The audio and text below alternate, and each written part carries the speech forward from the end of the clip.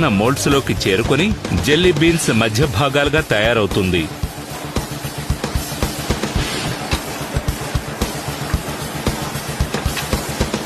Corn starch చాలా తొందరగా పనిచేస్తుంది.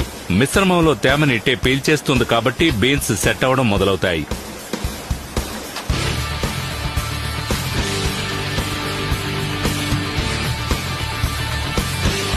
అయినప్పటికీ జెల్లా ఉండే మధ్య భాగం తయారవడానికి 24 గంటలు పడుతుంది.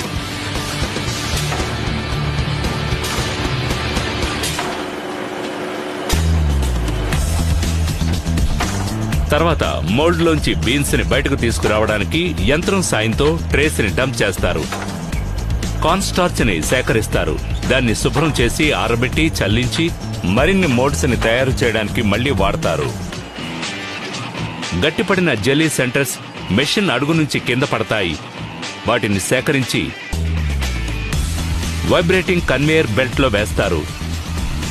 అది వైబ్రేట్ అవగానే అదనపు కార్న్ స్టార్చ్ మొత్తం రాలిపోతుంది. ఈ ఘట్టంలో మధ్యలో ఉండే ఈ భాగాలు రంగులేని జెల్లీ బీన్స్ గా ఉంటాయి. వీటన్నిటి రుచి ఒకేలా ఉంటుంది. కానీ ఇవి రంగు లేకుండా ఎంతోసేపు ఉండవు. వీటిని ఇక్కడి నుంచి తిన్నగా స్పిన్నింగ్ టనెల్లోకి పంపిస్తారు.